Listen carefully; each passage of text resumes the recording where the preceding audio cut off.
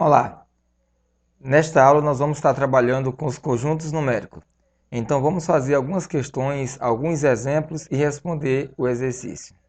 No conjunto numérico, nós temos os conjuntos dos números naturais, conjunto dos números inteiros, conjunto dos números racionais, conjunto dos números irracionais e nós temos o conjunto dos números reais.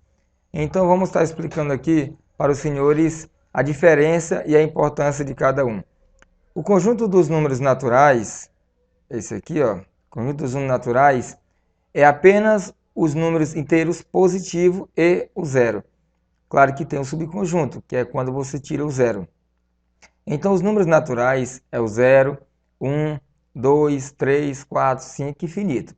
Então, sempre que se falar em números naturais, são os positivos e o zero.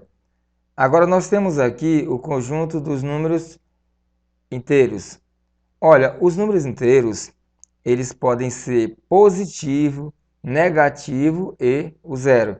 Então, existe o conjunto dos números inteiros positivo, o conjunto dos números inteiros negativo, o conjunto dos números inteiros ímpares e o conjunto dos números inteiros pares. Então, sempre que se falar em números inteiros, já sabe, é positivo, é os negativos e o zero.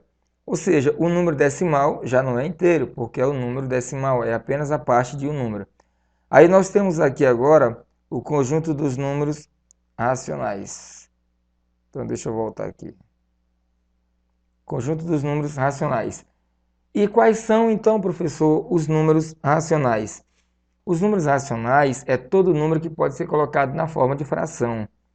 Então, nós temos aqui, ó, o conjunto dos números racionais A sobre B, tal que A pertence aos números inteiros e B também pertence aos inteiros, só que diferente de zero.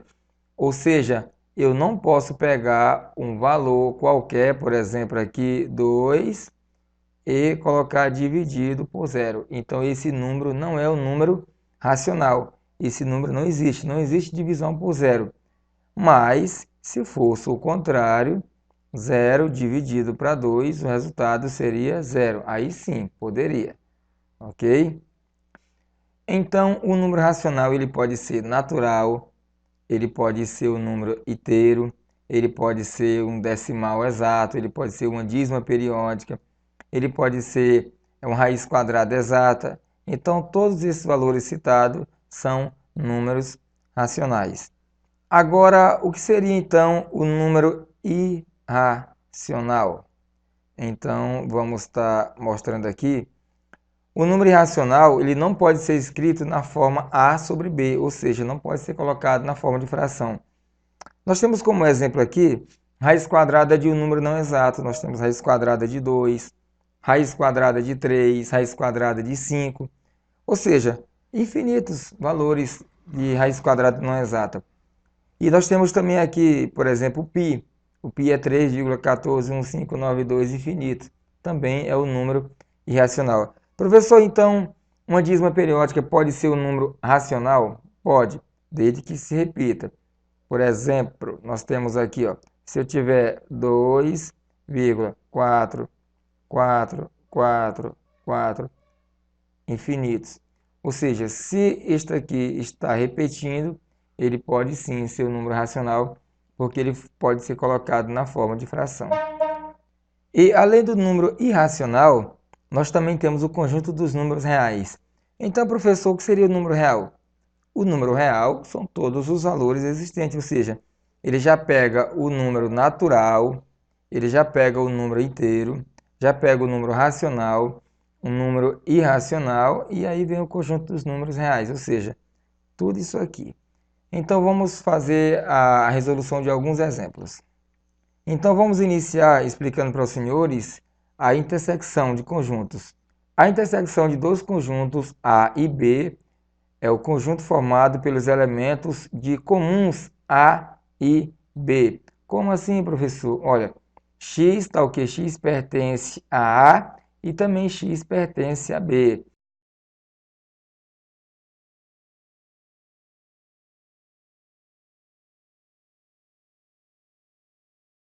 Então, a minha intersecção é o valor que está no conjunto A e no conjunto B. Nesse caso, é o número 4, tá certo? Então, você pode observar aqui, ó, o conjunto A está aqui, ó. Supomos que eu coloque aqui no conjunto A o número 1. No conjunto B, eu coloco o número 3. E aqui eu coloco o número 2. Então, esse número 2 é a minha intersecção, porque ele está fazendo parte do conjunto A e fazendo parte do conjunto B. Aí nós temos aqui a união, ou seja, a união de dois conjuntos A e B é um conjunto formado pelos elementos que pertencem a A e a B. Ou seja, X está o que? X pertence a A ou X pertence a B.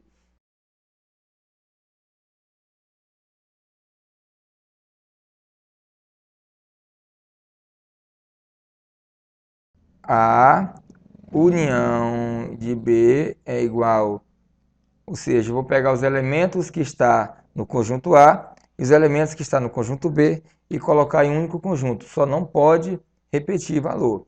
Então, nós temos aqui, ó, 1, 2, 3. Pronto. Aí nós já formamos a nossa A união de B, que é o nosso conjunto, fazendo a junção do conjunto A com o conjunto B. Dado que A é igual, então, x pertence ao conjunto dos números inteiros, tal que menos 3 é menor do que x, e x é menor do que 7. Então, primeiro vamos estar encontrando o conjunto A. Então, quem seria o conjunto A? Seria o número que está entre menos 3 e o 7. Ou seja, nós temos menos 2, menos 1, 0, nós temos 1, 2, 3, 4, 5 e nós temos 6. Então só pode ser até o 6 porque está falando que x é menor que 7. Aí nós temos o conjunto B, ou seja, então B fala o seguinte, x pertence aos inteiros, tal que 0 é menor que x e x é menor do que 5. Então x só pode ser 1, 2, 3 e 4. Com isso, nós já encontramos também o conjunto B. Deixa eu tomar uma água aqui.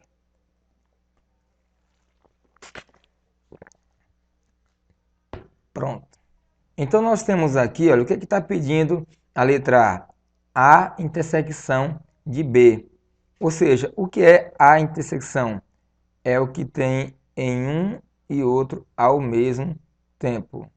Ou seja, deixa eu só consertar aqui, para cá, muito bem. Pronto. Então, vamos analisar o que tem no conjunto A e o conjunto B, que seria a nossa interseção. Então, nós temos aqui a intersecção de B, o número 1, 2, 3, 4. Então, nós temos aqui, ó, 1, 2, 3, 4. Tá certo? Então, a nossa A intersecção de B, olha, A intersecção de B é 1, 2, 3, 4. Ou seja, o que está no conjunto A e no conjunto B. Agora, e a letra B? O que está pedindo? A letra B está pedindo a união. A união é a junção dos dois. Então, nós vamos estar pegando aqui desde o número menos 2 até o número 6. O 1, 2, 3, 4 já está aqui dentro. Então, a união de B passa a ser menos 2, menos 1, 0, 1, 2, 3, 4, 5, 6. Pronto. Esse aqui é a união de B, ou seja, a junção do conjunto A com o conjunto B. A questão de número 2, ela fala o seguinte, ó. Dado que o conjunto A pertence aos números inteiros par, tal que 0 é maior, 0 é menor que x e x é menor que 9. Então, primeiro vamos encontrar o conjunto A. Quem seria o conjunto A? O conjunto A é seria o valor de x, só que par. Então, se é par, não pode ser o 1. Já começa com 2. Então, 2, 4, 6 e 8. Só pode ser até o 8 porque tem que ser menor do que 9. A letra B, ela pede, né, o conjunto dos números inteiros, só que ímpar. Então, entre 1 e 7. Então, tem que ser o 3 e o 5. Apenas isso. E o conjunto C, então fala que x pertence aos naturais, tal que 3 é menor do que x e x é menor do que 5. Então, vai ser apenas 4. Pronto, então encontramos o valor de A, B e C. Agora está querendo a intersecção de B. E aqui nós temos o valor de A 2, 4, 6 e 8, B 3 e 5, então não tem nenhum valor que se repete. Então nós vamos chamar de conjunto vazio, tá certo? E quem seria o valor de C? O valor de C está aqui, ó, 4. Então C é 4. E a pergunta diz, então, a intersecção de B, união de C. A intersecção de B é o conjunto vazio. Se eu juntar com o C, vai ficar apenas 4. Agora eu quero a união de B, interseção de C. Então, a união de B, aí sim eu vou estar juntando isso aqui, ó. Ou seja, quem seria o valor de A? 2, 4, 6 e 8. O valor de B, 3 e 5. Então, a união de B, olha aqui, a união de B é 2, 3, 4, 5, 6 e 8. Então tá aqui, ó, 2, 3, 4, 5, 6 e 8 é a união de B. Agora, quem seria o valor de C? O valor de C é apenas 4. E eu estou querendo agora a união de B intersecção de C. É apenas o 4, ou seja, quem aqui está repetindo aqui nos dois aqui é o número 4. Então, o resultado aqui também, 4.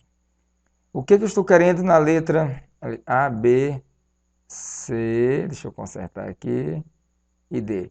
O que eu estou querendo na letra C? A intersecção de C. Qual é o valor que está no A e o C ao mesmo tempo? Também o 4. E na letra D, eu quero a união de C. A união de C, olha, 2, 4, 6 e 8. Então, vai ficar 2, 4, 6 e 8. Ou seja, o 4 está aqui, é o mesmo que está aqui. Ok? Vamos então para a questão de número 3. Essa questão 3 é uma questão muito interessante. O que ela fala? Numa pesquisa em que 100 pessoas foram entrevistadas, obtivemos os resultados. Então, 57 compra o jornal X, 43 compra o jornal Y, 25 compra os dois jornais. Determine quantas pessoas compram apenas o jornal X. Letra B, quantas pessoas compram apenas o jornal Y. E a letra C, quantas pessoas não compram nenhum jornal. Alguém pode pensar, mas a pesquisa é com 100 pessoas, 57 mais 43 já passou, mais 25 já passou de 100? É exatamente isso o segredo desse conjunto de intersecção.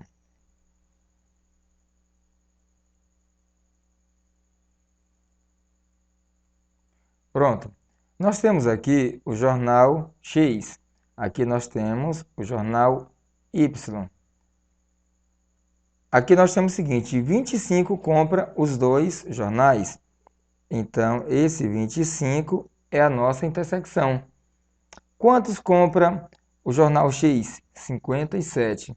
Ou seja, 57 pessoas compram o jornal X. Só que eu já tenho 25 aqui.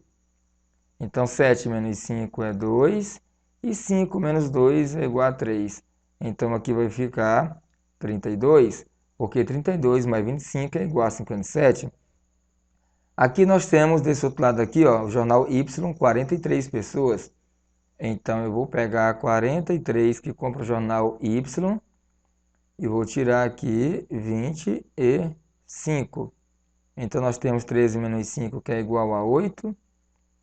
E aqui vai ficar 3 menos 2, que é igual a 1. Nós temos 18. 18 mais 25 é igual a 43. Então, vamos agora para a interpretação da questão. Quantas pessoas compram apenas o jornal X? 32 pessoas. Quantas pessoas compram apenas o jornal Y? 18 pessoas. Quantas pessoas não compram nenhum dos jornais? Olha, vamos somar aqui 32 mais 25 mais 18. Então, nós temos aqui agora 8 mais 5, 13, mais 2, 15. Vai 1, 5, 6 e 1, 7. Ou seja, nós temos 75 pessoas que compraram o jornal. Então, se eram entrevistados 100 pessoas, nós temos 25 pessoas que não compram nada. Ou seja, 100 menos 75. Vamos então para a nossa última questão. Essa aqui, a nossa última questão, a questão que caiu na PUC do Rio em 2007. Uma prova com duas questões foi dada a uma classe de 40 alunos. 10 alunos acertaram as duas questões. Olha, então nós já temos uma informação interessante aqui, ó. 25 acertaram a primeira e 20 acertaram a segunda questão. Quantos alunos erraram as duas questões?